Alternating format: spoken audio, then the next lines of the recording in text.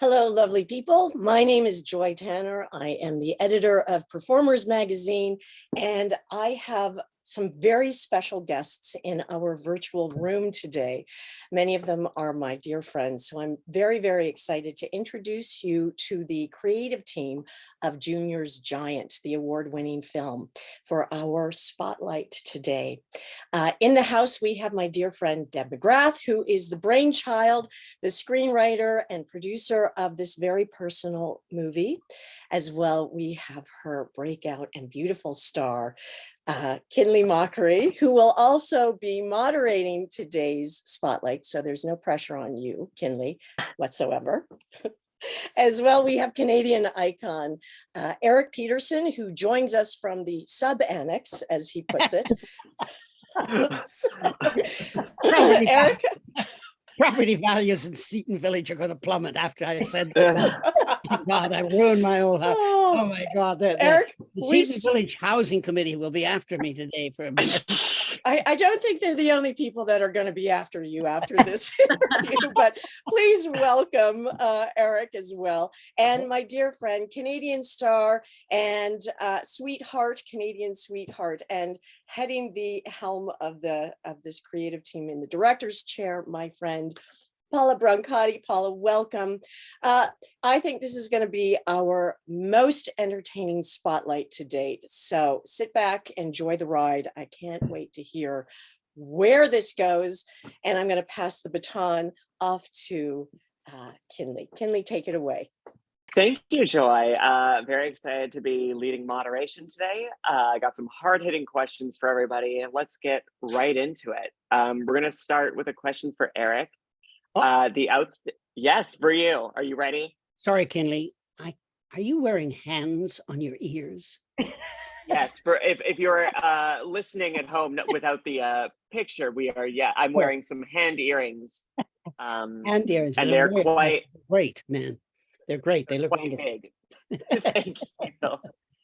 The Outstanding Performance Awards nominees and winners are decided by a jury comprised of ACTRA Toronto members. How does it feel to be honored by a jury of your peers? Oh, I mean, obviously, it was surprising for one thing, and it was wonderful. I felt incredibly honored by it, and as usual, undeserving. But that's a I've been in therapy for years trying to trying to get over that one where you get a prize and you go, you know what, they gave it to the wrong guy. It's just a matter of time until I'm found out to be a terrible actor. I don't know what happened. Somehow that I seem to sneak through here and get an award or something for it or get praised for it, and I'm totally undeserving.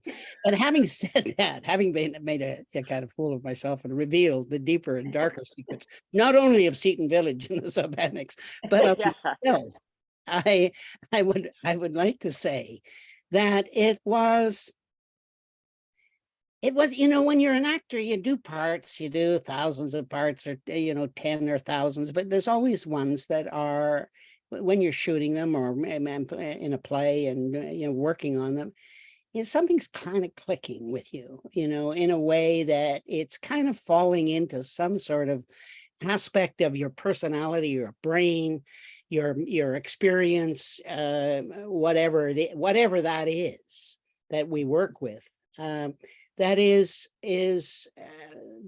in your wheelhouse, as it were. You feel a kind of comfort in this. You feel that you're not completely lost somehow with what's going on. That there's and who knows? I mean, I'm saying that as the actor. So I have to admit that this part, I just went, yeah, I'd like to do this part. I'd like to do this part because of, not even articulating, something in my soul went, oh, yeah, I'd like to do this part. But then there's and then you can work back. You could probably analyze why that is. And I mean, for me, always in acting is the first, the thing that's really going to set it off is, if it's going to be successful, is the writing. You can't act we spend a lot of time. I'm sorry, I'm gonna badmouth some other people now. So no, I'm not gonna badmouth anybody. I'm just saying that you spend a lot of time in this business trying to kind of, as an actor, in certain areas of this business, trying to make something better that isn't very good to start with, or that's difficult.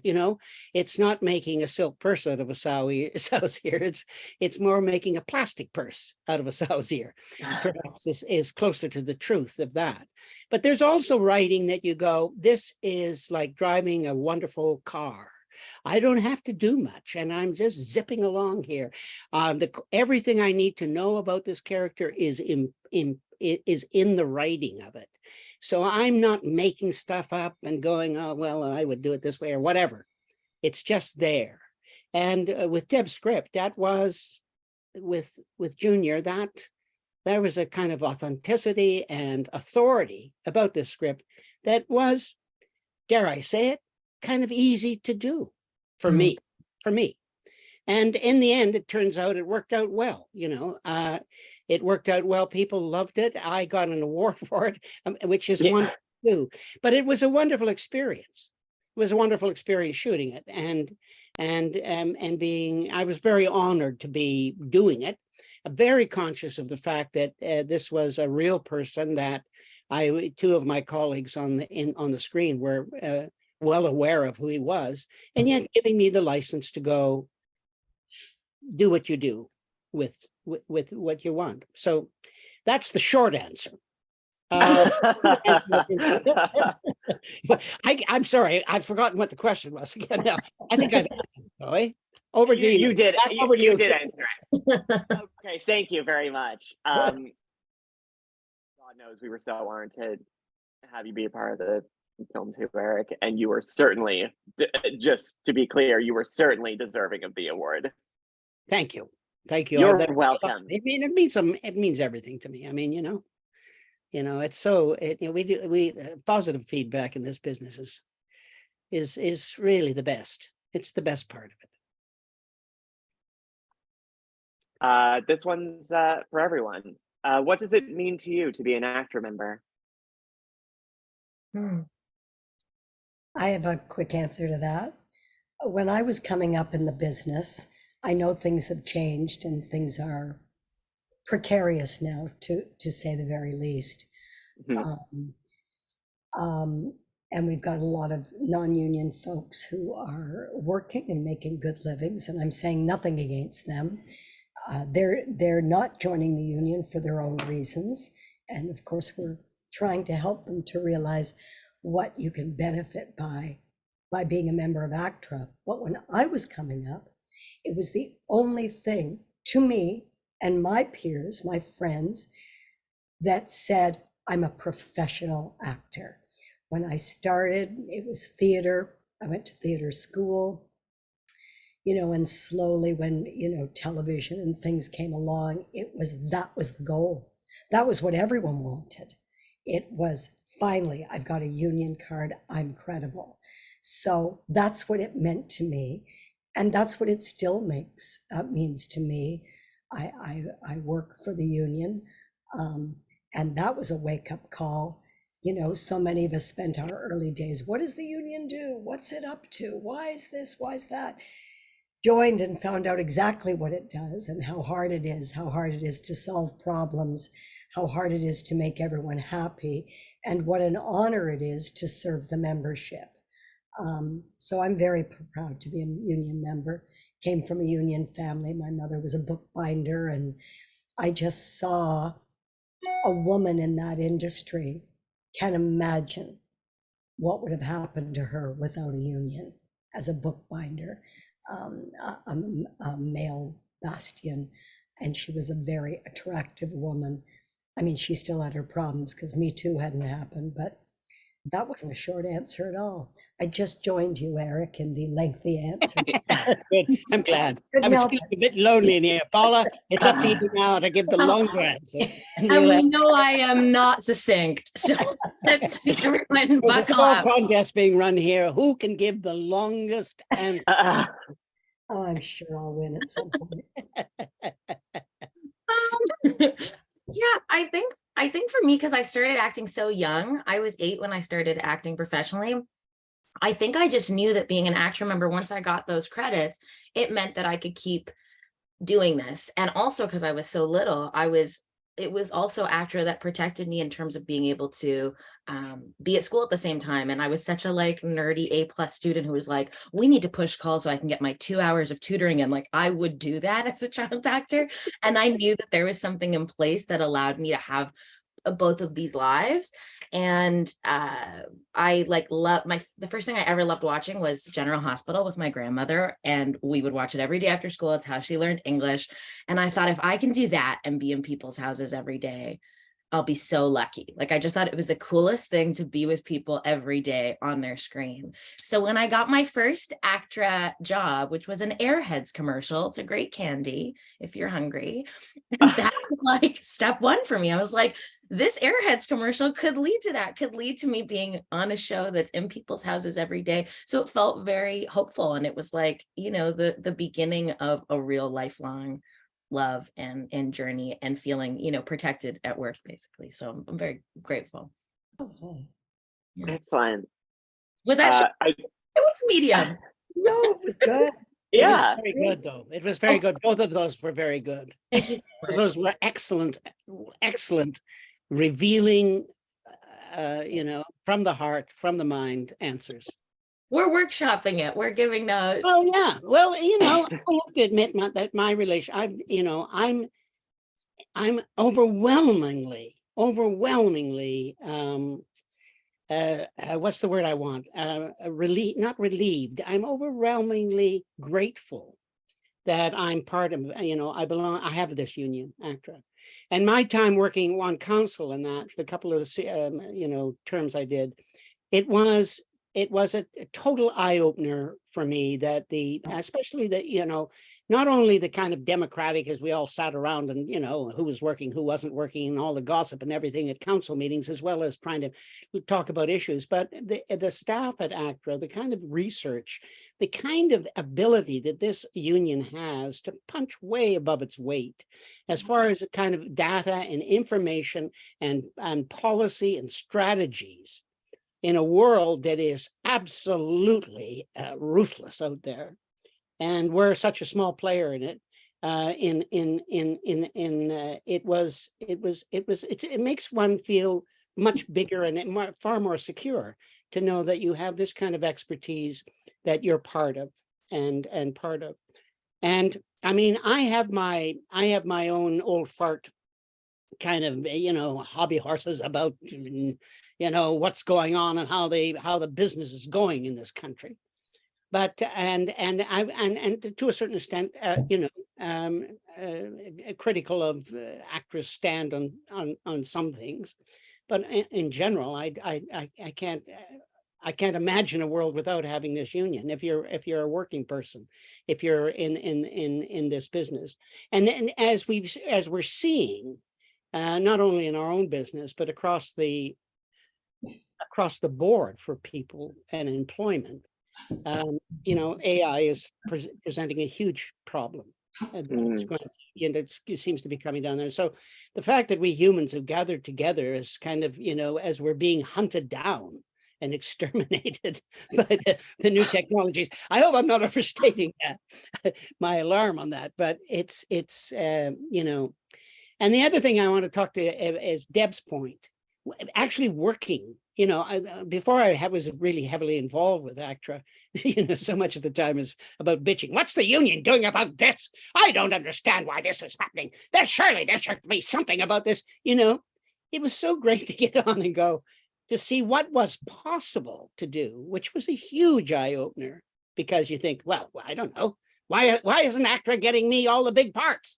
I don't see why that isn't happening. What do you think I pay my dues for? I should be a star of everything that's being shot up here. And to get disillusioned from that, as well as to see what's possible, and then to see to see how well we were doing in the range of possible things that we could improve for the membership. It's just a tremendous organization. Yes, agreed. Young one? Yeah, well, I'm gonna try and go for the shortest answer. Don't do that now. Well, I think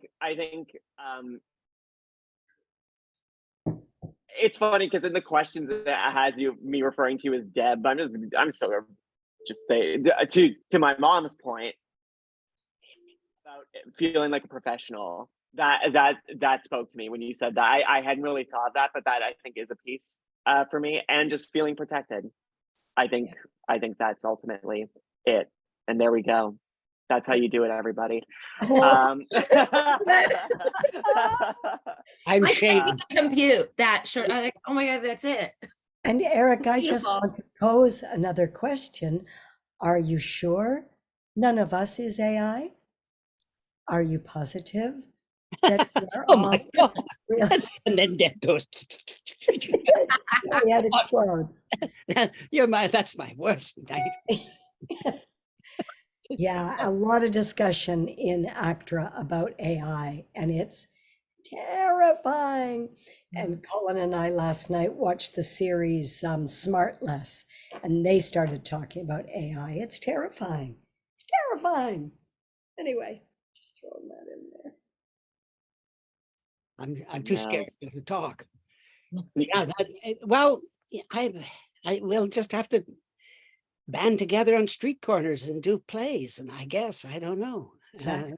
Stop people at the shopping center and go here. That At means Seton Village, we'll do it sort of. Exactly. I don't know.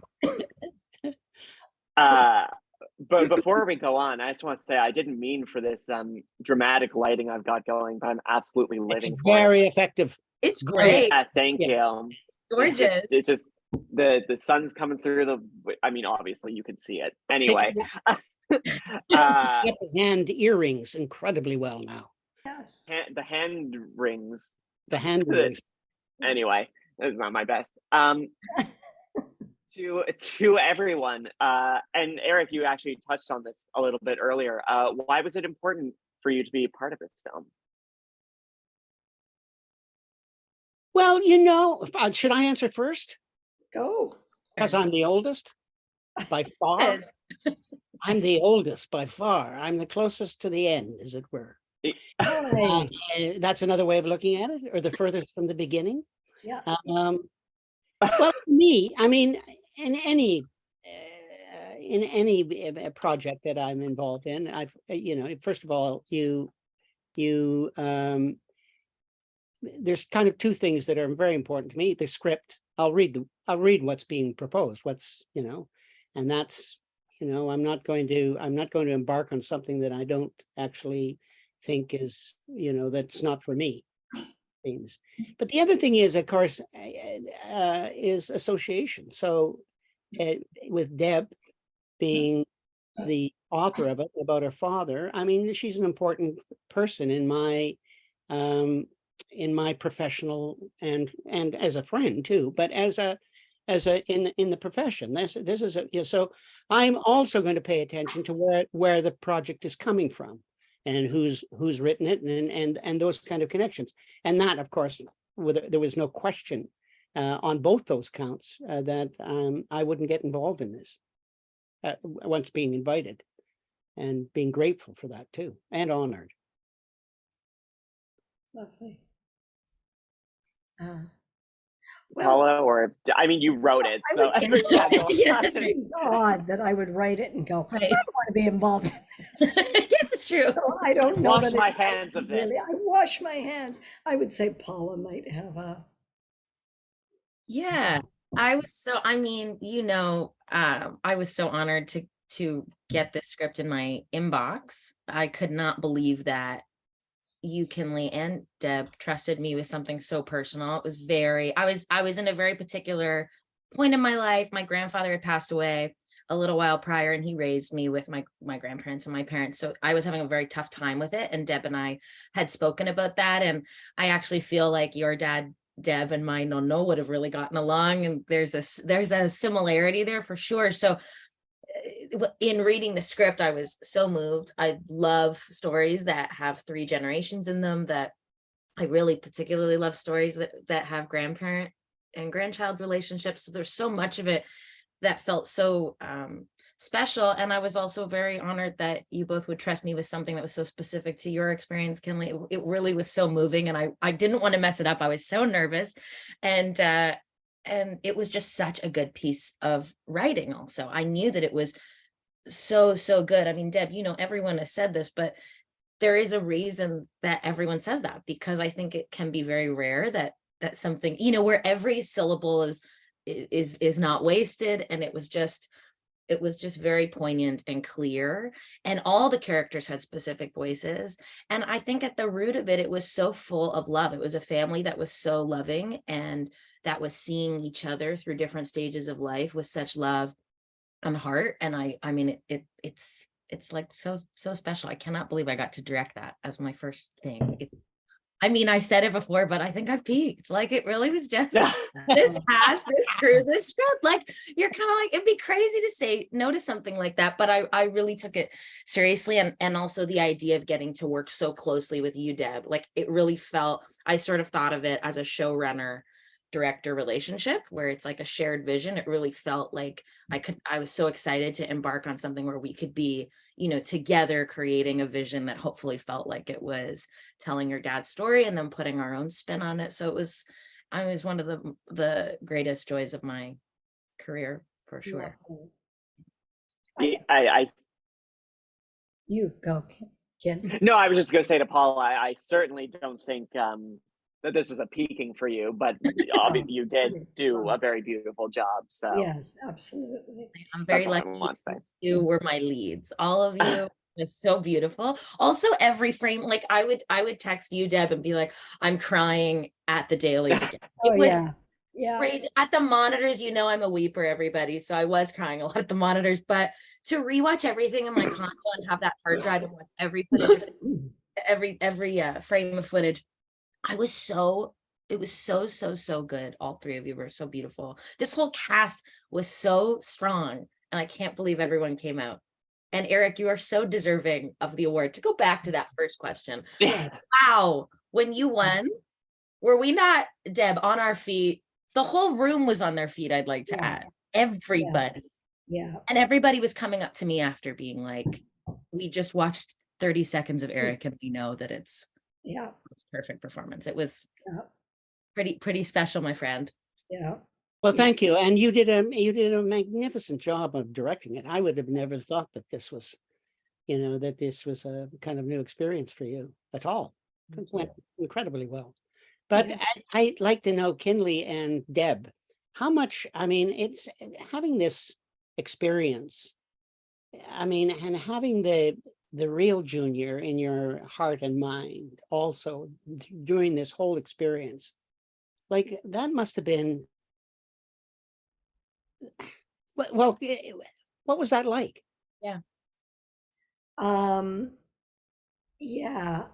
My dad, I was extremely close to my dad. My dad was exactly what he seems like in the film. He was a magical person who was interested in everybody and everything on earth. He was well read.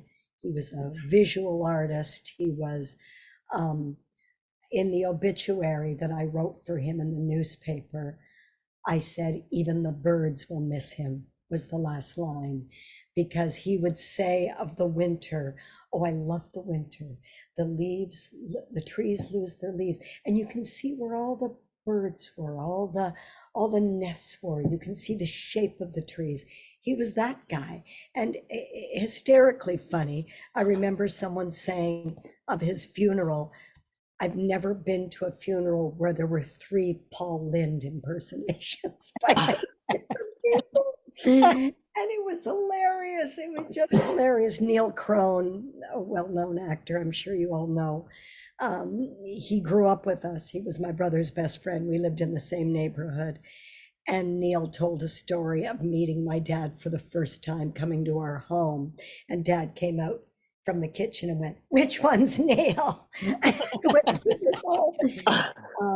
So yeah, it was, I thank COVID for it, because after Dad died and I wrote this full screenplay, and during COVID took a look at it and found myself bored through some of the sections and going, it was medical jargon and trips to the hospital and diagnoses. And I looked at it and thought, because it was originally called Junior's Giant, One Man's Delightful Dementia.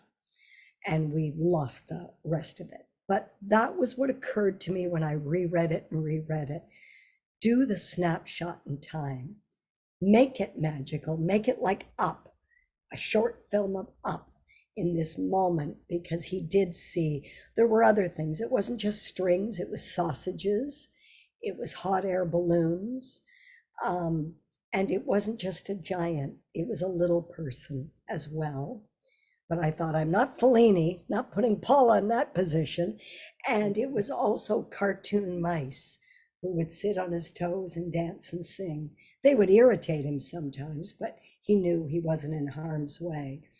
So I just thought, what a gift that nature gave this man who was so kind and saw only the lovely things, that his dementia was lovely. Because as all of us know from knowing people with it, that it isn't always lovely, and it mostly isn't lovely. And that there are people who were the kindest in the world who had an ugly, dark, because that's all in there. All the darkness of the world is in there. He was just lucky that it didn't come out. So yeah, I don't even remember what the question was, but that's my answer. Oh, Kinley, yeah, you were going to talk about it too. That's funny. I don't really remember what the question was either, but I have the answer locked in. Okay, good. So somehow, hopefully this is all going to work out. Yes. Well, I mean, it being a story about my grandfather, there's a piece of it that's healing. And it's healing to explore a reality that unfortunately didn't occur, in that he existed at the time when I had come out. So there's that aspect, and there's also and I've never been able to verbalize this before, but it's it was film. It's a very unique way of processing grief. Not many people get to do that, but to throw yourself into a project like this that tells a story, that's something pretty incredible, and also goes sort of hand in hand with healing as well. So that's my answer. That's wonderful. That's a wonderful answer. That's a very generous and revealing thing to say. Both of thank you. you. Yeah, it is. It's really generous. I mean, the other thing about, that's the one aspect of it, but I think one of the successful things about the script was too that, Deb, you also brought, it wasn't just simply about issues. It wasn't an issue-oriented piece in that sense. Absolutely. It was a story. It was a wonderful story, and it had a lot of expertise and storytelling behind it, and that you can see in the script. And that makes it incredibly much more available to people watching it. Is that the conduit of story to it, rather than the conduit of a kind of polemic, a quiet polemic or anything like that. It was, so there was a wonderful art, I'm saying, brought to it, as well as this deep personal connection to it. Thank you. And Kinley, you were wonderful in it. I think you should have got the award myself, but because you're far more deserving than us. Okay. So but you all kinds of time to get the award. Time is running out for me. He spent the ACTRA Awards trying to give me the award. I was Eric. You were, well, I just feel it's yours. And so he would not take no for an answer until I told him a story, a possible story that made him laugh, and he finally realized. I said, so you're telling me that I took the award and put it in the living room? Folks come over and say, you won an ACTRA Award. No, I did not. Why do you have it here? Well, it's not mine. Actually, it's Eric Peterson's. Why have you got it? Well, he gave it to me, and I friggin' took it. Yeah. So that speaks volumes about him and volumes about me. The second story is, in our first day of rehearsal, and God bless Paula, made it so we could budget for a half day of rehearsal with the three of us in our home where we shot, God help me. And Eric said the greatest thing. He sat us down and said, Kinley and Deb, I am not your father. I am not your papa. I am an actor playing a character. I am taking the script you wrote, and I feel that it is in there, but I am not doing an impersonation. I am not, and we said, Eric, we don't expect you to. We want you to bring what you have to this role. Cut to, we're filming in the evening here. Our nephew, my nephew, Connor McGrath, was in film school, so we brought him on as a PA. And I said, Connor, when you're not running to Sobeys for flowers or picking up the pizza or whatever you're doing, please ask people what their job is. Stand behind the monitor. Connor is not an easily emotional guy. He is, but he doesn't show it. So I go to the monitor and he turns to me, bawling his eyes out, and he said, Auntie Deb, he's Papa. And I said, don't tell him. And that's what everyone said. Oh my God. Everyone has said, he's Jim. He's Jim. So whether you intended to or not, Eric, you got my dad's spirit. And I will say my dad was such a fan of yours, and from Billy Bishop, like everything. He would be, and that's what we've talked about, out of his mind. Yeah. With pride and joy that you played this part, because he was one of your biggest fans. So it just all ended up the way it was. He's Papa. Shh, Connor. Because he's He'll not. walk. He'll walk. He'll go and stand in the garage and won't come in. He'll go. Go. Exactly. I'll be out in the lawn. Yes, I was going exactly. to say I'll be in my Winnebago, but we didn't have one. So Well, no. We had the bedroom. We were all up I'll in be the down bedroom. by the corner. Corner of the living room and the I'll be behind the fridge. yes. Yeah, that's what we do. For that. Yeah. So there's my two. Well, that's just wonderful. That is wonderful. But well, there's a very rich kind of analysis that could be put in place too about how stories work, and especially in the performing arts where we tell something. And so it's always, it's been part of my endless cogitation about this business and about the business of acting. Where does it take place? Does it take place? And I'll just use the theater, for example, because it's a little simpler. Does it take place on the stage? Does it take place, or does it really take place in the audience's mind? Yeah. Is that where it's all taking place, or does it take place halfway between in a way? Mhm. So again, Yeah, I love that. there I am, having never met your dad at all, simply working on a script. But people that knew him then take that information, and it's like, it's like Freshie. You remember that? I'm so old, nobody would remember Freshie. It was a powdered drink, you added water to. Yes. And so like I'm doing something there, and it's like Freshie in a way. The people that knew him, they then add the water to it, and my God, you've got a full glass of raspberry pop here or something like that. Yeah. So I'm just saying that That's a good analogy. Yeah. It's a wonderful business how how empathetic and suggestive we are in our business. You do something and it's magnified, it becomes something else. It's some other brain then and imagination comes into play with it. It's fascinating. It is fascinating. And it's terribly poorly paid and can absolutely frightening things.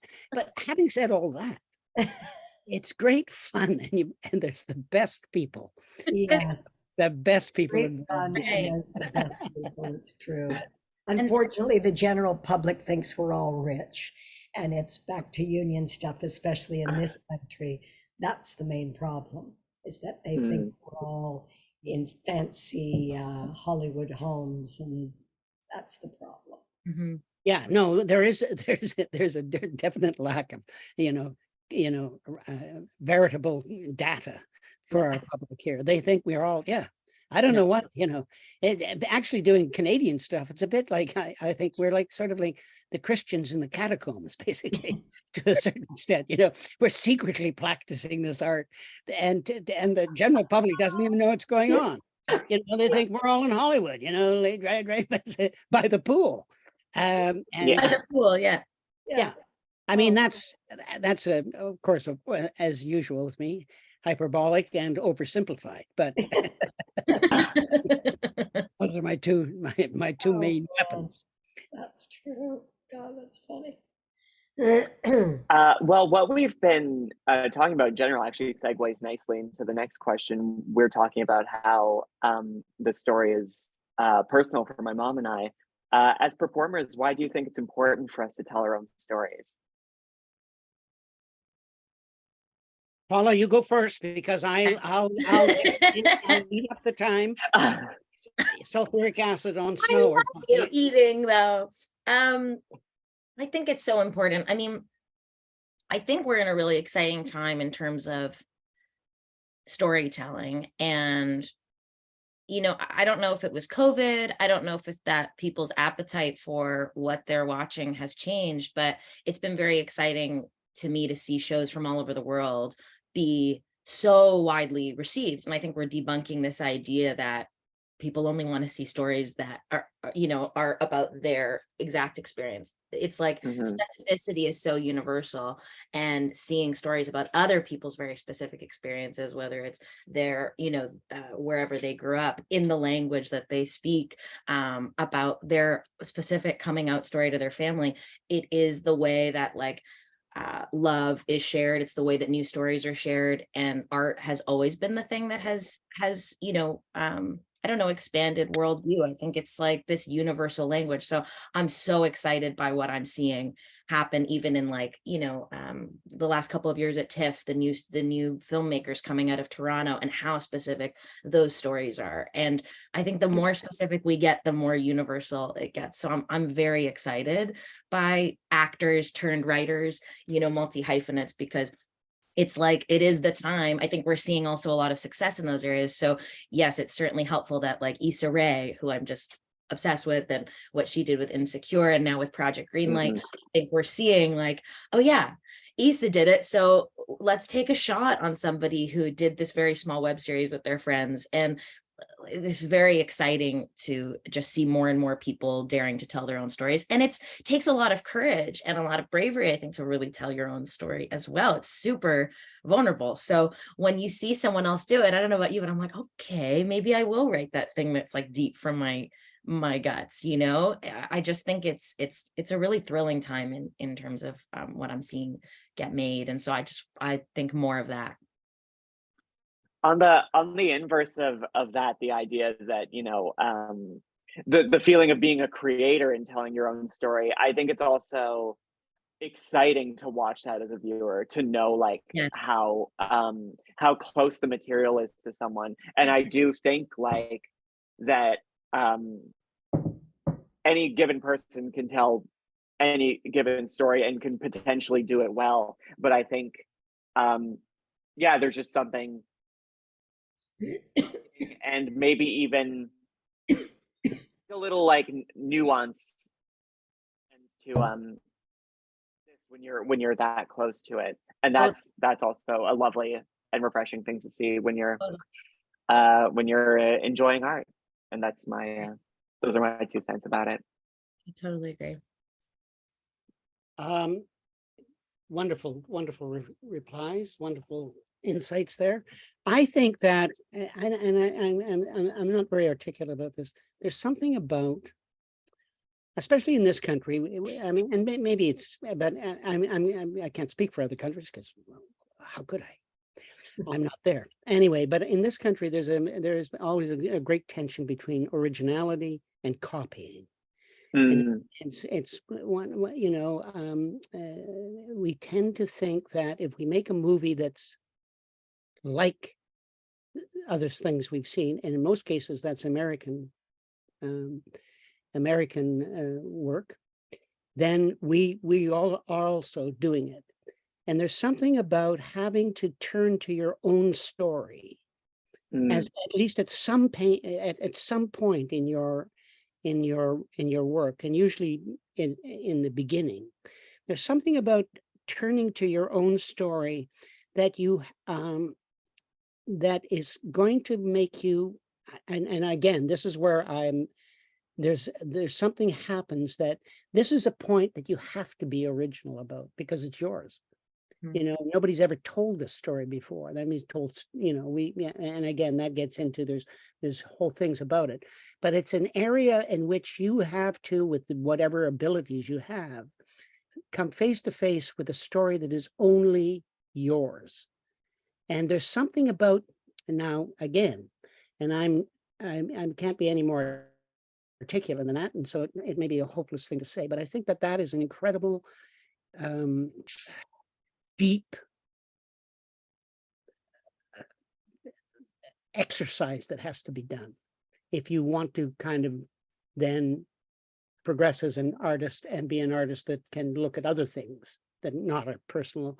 And, you know, it's about a deep kind of original personal look and a personal style in a way, that because you're dealing with this intensely individual world that is only yours in a way, and trying to make a piece of art out of it. I mean, Junior's Giant is a good example of that. And I say this because I often wonder about what's wrong, Deb. What are we? As Deb is having a fit. There's some swatting going on. She's going. That is so much horseshit. What Eric is just saying. no. Out of my way. I wanted out of my way. I don't. That guy can bullshit better than anybody I've seen, and that's just horseshit. What he's saying there. I'm sorry. Anyway, so the point I was going to make, like, it seems to me that I've often, you know, when I see foreign directors working in Hollywood, for example, and I'll say Mexican or Canadian, the Canadian ones are inevitably often from French Canada. They're, you know, Quebecois, and the Mexican ones have also, but everybody's learned their trade by, first of all, telling the specific story of where they were in a way. So in my mind, this is a clue to me that this is somehow a necessary exercise, that you have to be able to actually turn something in your own story, in your own life, into something that's then accessible to everybody else. The specificity you're talking about, Paula, and that universality gets when, and it's, you know, you might not be successful. You might try and tell it like everybody else tells their story, but that exercise is something, I don't know. I'm sorry. I've just given you a whole answer that is pretty vague. No, it's actually a great answer, very specific and so true. And you bring up French Canadian cinema. They are lucky in a lot of ways. For several reasons. They have their own culture, so they're not comparing themselves to Americans, and we do, because we grew up with Hollywood and the Hollywood films.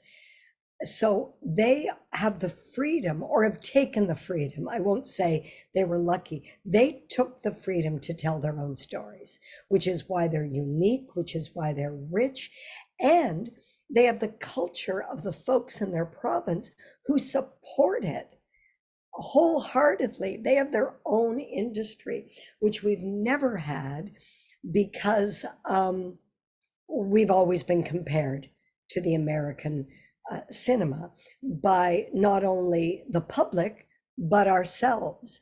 And I remember going once with ACTRA some years ago to protest at, I believe it was CTV, their fall launch, which had nothing Canadian on it. And one woman going in, and we were peaceful protest, but one woman turned around with the ugliest look on her face and screamed, "Nobody wants to see your stuff." And it was just so stunning. We were so taken aback, but that's oh, it's Canadian. I remember for years, that was the feeling. Yeah. And Quebec is lucky, as I said, not only lucky, but they've taken that ball. They've taken that ball and they've run with it. And I think we're doing much better now. And I think it's largely due to the IMPOC community in this country.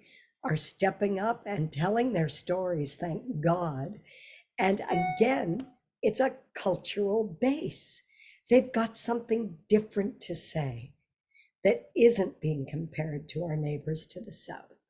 And so they can walk in, and we've all done this when we've pitched, and it's like, well, what's it like? Like, give us the two.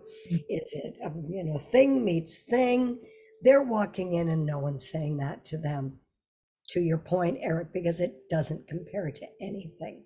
They're telling their own stories, and they're successful because they're stories we need to see. And whether we knew we wanted to see them or not, we want to see them. So I think your point was very well made. And I think slowly we're, as a whole country, going to have confidence in the stories we tell, no matter what the cultural background is. But right now, as far as I can see, the immigrants or the folks who are from a different background other than Anglo-Saxon are holding it up for us, and God bless them, and may they continue to tell these stories. I'm bowing now. That was good. And I should applaud you. I'm on my feet. I know it looks like I'm sitting, but I'm on my feet. That's so inspiring. That was incredible. Well, again, I think that, there's many reasons for this. I think there's a tension in this country. And as there's always been a tension in English Canada. It's like you say, in French Canada, it's much clearer. They have felt under threat culturally. And so that is that's an incredible, and they have the secret code that they use. They don't use English. They use this secret code called French to speak to each other, and it's very important to them. So, and that's reflected in. So there's always been this huge cultural imperative in their business. We have oscillated. When I was first starting out, and street legal and all these things, there was a cultural mandate, it seemed to me, with the CBC, that we do our own stories, that we tell our own stories. Now, and that pressure is still there. I mean, I think it's not still there, but and then we went over to a commercial one. And the commercial one that drives the film industry, then that precludes. That means that precludes to a certain extent the kind of originality we're talking about. Yeah. But Paula, you made a good point when you were talking too about the and this is we live by paradoxes and contradictions. This is the same new technology that is threatening us all, our existences, is also responsible for allowing people to not have to go through the gatekeepers anymore that we used to go. And so that kind of commercial gatekeeper, and to a certain extent, you can go below that, because what you're making with the podcast isn't commercial. That's not the consideration you have to make in the end. It gets to do, you're freer in a way to then express what you want to express. And there'll be original and new ideas because of that. And that's an incredible, that's an incredible thing that we have to cherish in this country, because we are a little kind of vassal state of the, of the larger world, that any bits of our own originality, if we can, exploit them, that's going to be, and we are a country where those things will happen, given the, so in a sense, I'm saying that I think because of this technology and the ability to just go out and make it, in a way, it becomes closer to theater, which is my total background, which I grew up in, where you went, we don't want to do British plays, we don't want to do American plays, we want to do our own stuff. And that's still alive and well I say, because, with the inclusion of different people saying we want to tell our stories too, that's totally in keeping with my own experience in this country. We just don't want old white people telling their stories right at the moment, because I've had a chance to do it. But other people are doing the same thing that I did. I want to tell my story. I want to tell my experience in this country. And the larger issue about the dynamic in this country has to do with how close to the United States or how far away from the United States we are. And I suppose that's in the Western world, everybody's has that issue to a greater or lesser extent. Mexico and us probably have it, the most acute, so far from God, so close to the United States. Isn't that what the Mexicans say or something like that? I mean, whatever that means. It has a meaning for me. I go, yeah, I agree. Yeah. So far from God, so close to the United States. Isn't Well, that? But I think the advantage we have in Canada, though, regards Mexico, is definitely right beside the US, and that's their culture. That's their culture intake. Certainly when I was growing up, and I think because of the internet now, so many people, I think Canadians have equally, if not, well, equally taken the UK and all their entertainment, all their humor, all their, I feel as a young person with the Pythons and all the different British stuff, I was as influenced, if not more, by the UK than the US. And I definitely think the Canada I grew up in, people always ask, why are there so many people from Canada? I think that's why. Because we got our humor and our influences from two powerhouse entertaining countries. And I just want to add, I think, because like what's shifting, I also grew up in a neighborhood where most kids spoke different languages. English was my second language. Most kids had immigrated there. So when I started acting, it was a very Asian neighborhood, West Indian, a big Filipino community. My family's Italian. And I remember thinking when I started, acting as a young person, I'd be on set and I'd think, oh, these shows must not be set in Toronto. Like I just didn't see a world where any of these shows could have possibly been set in Toronto because none of it reflected my experience. So for a long time, I was like, this is some strange other land. And what's exciting me now is to go back to that web series idea. I think we're also in a really interesting time where it's like, who can afford to be creating? Like when you're often looking at what it takes to, when people are like, this is maybe a whole other podcast and a whole other day, but I think a lot about when people say, do you think actors should create? I was asked that doing press on something earlier this year. Should they start producing? I was like, well, absolutely. I think that's amazing. Should you want to and have the resources? And I'm very lucky that I came from years of child acting where I had the privilege of a lot of access to crew that could come out for me, where I could take a couple of years to start producing indie film, which, spoiler, we all know doesn't pay you anything. But that's a very specific experience, to ask any artist to dive in and take time and do that. So what I'd like to see happen, and I think we're slowly getting there, is resources for artists from marginalized communities. Like, where is there a fund where your bills are being paid for the next year, or how can you really afford to create your art? I think is something that needs to be talked about too, and what that really takes. Because yes, I think there's so many ideas that are so exciting, but now what I think is happening is we're seeing, you could create something and put it up on the internet on yourself, and somebody can see it and go, okay, we're going to fund your first project that could really lead to other work. So I think that's what's starting to happen. I think that's why we're seeing stories that are about specific cultures. I think we're seeing stuff that starts to really feel like it's coming from the city too, in a new, very specific way that really, really excites me. And I think, the success of something like Squid Game or the success of something like The Farewell or Crazy Rich Asians, it doesn't surprise me that those worked universally, but I think I come back to that specificity is universal thing where it's like, everyone loved those shows. So now everyone here is like, all right, maybe we can tell things that are very specific and the world will love them. So I'm like excited for all of that. And it does feel like little me is like, okay, now I'm starting to feel like things, feel like they're for a wider audience, and they actually feel more specifically Canadian, actually, in my opinion. Yeah, good point. Yeah, well, they are more specifically Canadian.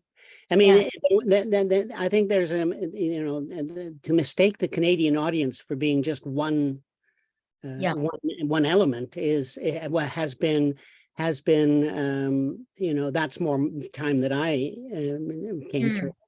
And that's been, and that's been challenged, and that's good. It should have been challenged, and not challenged but again, it's all within the same idea that I want to tell my story about my experience in this. Let's celebrate that. First Nation artwork, I mean, film and television is another good example of it. I'm not putting them in the same category as the rest of us settlers.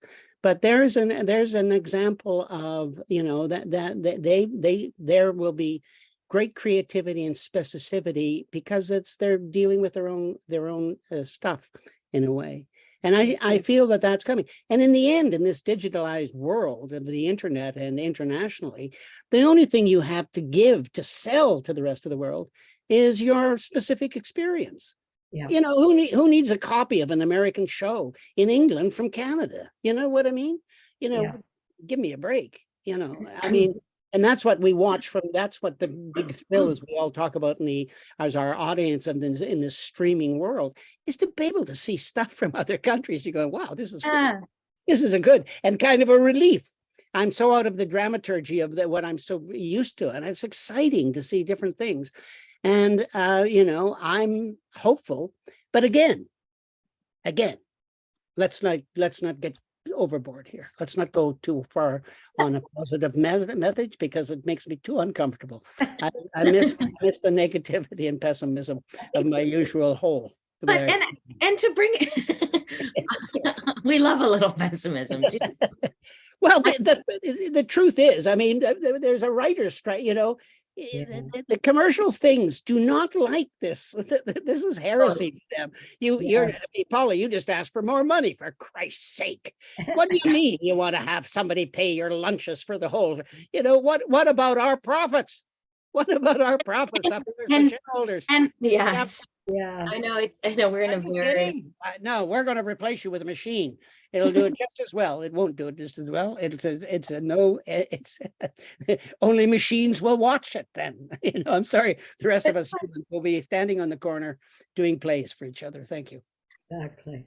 and there is a reason that Junior's Giant, like to bring it back to the script for a moment, I think there's a reason that has resonated with so many people when we're screening it now. And from when I remember sending it to every crew member that we were asking to join us, that I've not really sent a script out before and had crew necessarily comment on the script in that amount. It would be like, we're talking about the deal and the dates.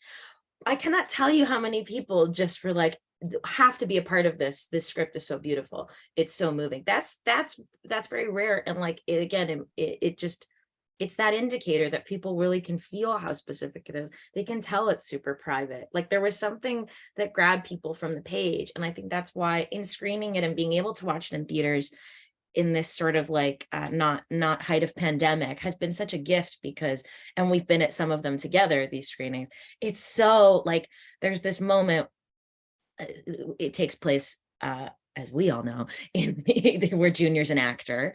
And some of that stuff in the waiting room is my favorite between Kinley, you and Arden. And then Eric, when you come out of the room, and in the second scene, when Eric says, why are they talking to you like you're a girl? There's this line. When you hear that collective gasp, and this has happened many times where the audience is so in it, the heartbreak that the audience collectively feels, it moves me every time. Like they are so invested in this, and they're really, and they love you, Kinley. Like they love the both of you, and they love this relationship. It's really, really moving to witness that and feel how everyone just, loves these characters. It's special. Yeah. And it is like about, daring to share something very private, I think is very generous. It's very generous. Thanks to both of you for doing that. Oh, thank you. Good stuff. Oh, good stuff. Yes.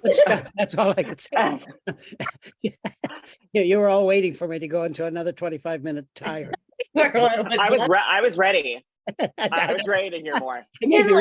I think I'm running out of steam. I think I may have emptied my little brain now. No way. Yeah, I've come to the end of my.